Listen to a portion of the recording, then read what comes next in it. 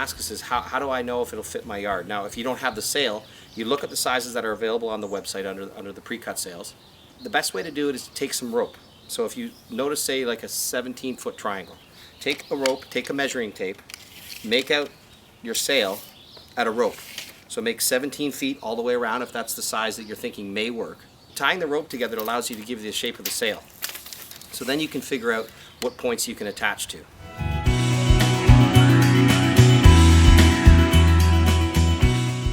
Once you have your rope sail mapped out, the size you think may work, move it around and see what points you might be able to attach. You might be able to attach to that post and that roof line, or you might be able to attach to that brick wall. And when making the sail out of rope allows you to tell where you can attach it, allows you to show what fits, how the sail may fit, in order to give you an indication without having the sail there where you might be able to attach to on your house or where you may have to put a post. It's also key to understand that you don't necessarily need to have the sail attached right to the post, and I'll show you what I mean. In this instance here, if the sail stops here, let's say, I can cable a distance to the post, and you'll notice that we did that on the other video, the one previous to this. So you can cable a distance or use rope or chain to go to a distance, a tree or a post off in the distance. You don't necessarily have to have the sail at all contact points right close. You can cable distances. So I'm going to show you now what happens when you move a sail away or you move a sail around. Seeing as how I have one, I'll show you how it works. So right now I have this sail mapped out pretty much that it'll attach to those two posts and will go fine. Now, some people ask me, or often ask me, what happens if I move my sail around, or can I attach to other spots? Now, I'm going to show you what happens when you move a sail away from a building or away from a contact point. Your contact points or your sail points will start to spread out, and I'll show you what I mean.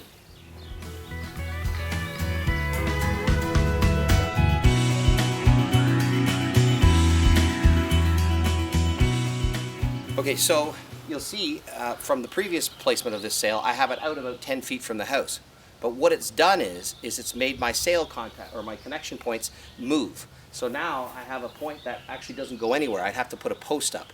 If I move it closer to the house like it was, obviously the points are closer, and thus I can attach to the posts. So you must consider that when you're moving your sail around or figuring out how you're going to map it out, that if you move it away from buildings or posts, that the attachment points will change as well. So ideally, as we talk about attaching to your contact points, you want to tension down the diagonal of the sail or across, bisect the sail. So you have to be tensioning in the right direction. If the sail is laid out like this and it naturally wants to be pointed at that post, you can't necessarily move it over here because the sail will not tension properly, it won't lay flat. So in order to tension the sail properly, you have to make sure that the sail lines up with your connection posts exactly as it should be, as opposed to trying to move the sail to other connection points. It will not flatten out properly.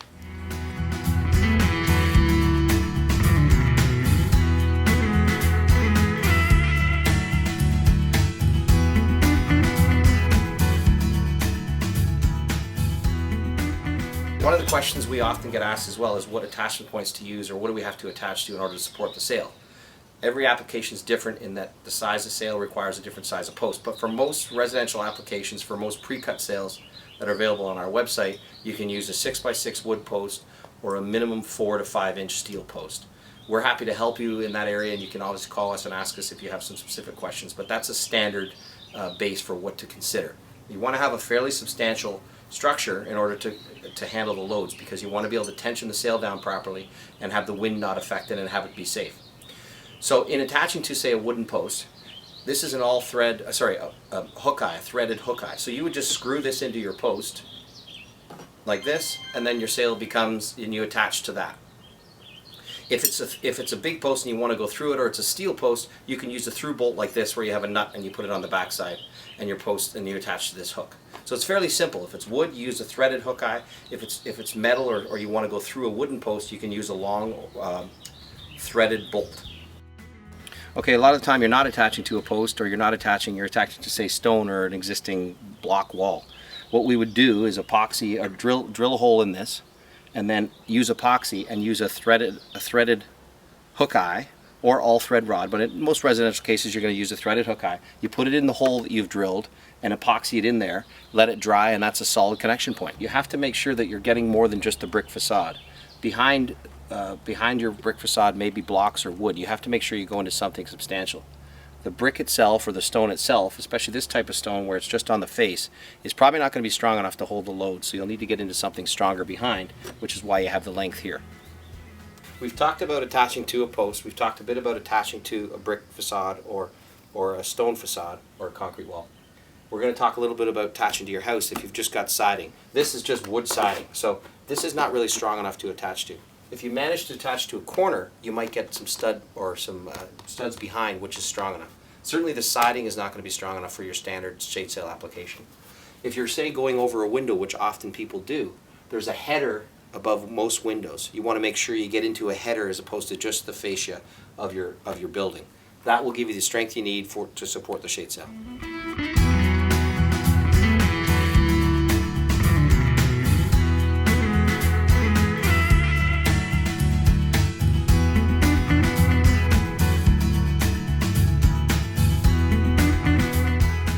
Okay, so we talked a bit about how we attach the posts or the house or anything you're attaching to. This is your connection point. What we do now is we get into the hardware. This is a turnbuckle. This turnbuckle is used for final tensioning. This is key because you need to be able to tension the sail down as much as possible in order for it to avoid flapping in the breeze and again for safety. So what you do is you put your sail up, as the other video shows, with pulley systems, and then you finally tension it with the D-shackle and turnbuckle like we showed. So your D-shackle goes on your corner of your sail, and then goes through here. Your turnbuckle goes like that, and then it attaches, of course, to what you're attached to your house or your post. You've seen the original combination of a turnbuckle and a D-shackle. We've added the opportunity of a quick clip in order for ease of take down and put up. So add the quick clip for ease to take down in the wintertime. Look for them online. They're there with our hardware. We often get asked what hardware do I require for a triangle or for a square? In most applications, what's required is for a triangle, 1 turnbuckle, 4 D-shackles, and for a square or rectangle or 4-sided shape, 2 turnbuckles and 6 D-shackles. It allows for easy takedown and put up and gives you all the hardware that you'll need to fly your sail. With your pre-cut sail order, you'll get a full set of instructions which tells you exactly how to lay out your sail and exactly how to tension it and how to fly it.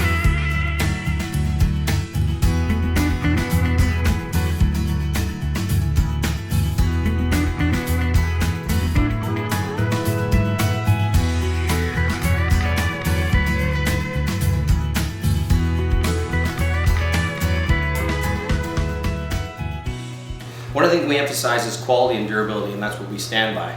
We proudly make these sails here in Canada, so we are allowed to control the quality, the timing, so we stand by that ability to offer that. And one of the things we do, and we've learned over the years, 13 years in business, is we like to go a little thicker on our webbed edge. It gives us more strength and a better ability to tension the sail. It also looks better. So you're going to get a very durable quality sail that will last a long time. As I say, 10 to 15 years, maybe a lifetime, if you put it away for the winter as you're supposed to and store it. Again, with the hardware, it's also a quality stainless steel D-ring, as is all our other hardware, all marine grade stainless steel, which will not fail either. There are 3 main types of sails. Our residential pre-cut sails, which all the sizes are on our website, which we talked about. There's also Coogee sails and Coogee custom sails and Noosa custom sails. Coogee custom sails are a sail that you just ask us to cut exactly to fit your area. You might have an odd size sail and we can cut it to fit, no problem. A Noosa custom sail is a step above. We'll cut the sail as well to fit, but we'll also add cable in the perimeter, which is a stainless steel cable that goes all the way around the perimeter. It's just a better way to tension the sail and spread the tensioning throughout the whole sail. It's sort of the elite version of a custom sail. We offer them all. Please check out our website and order through the website.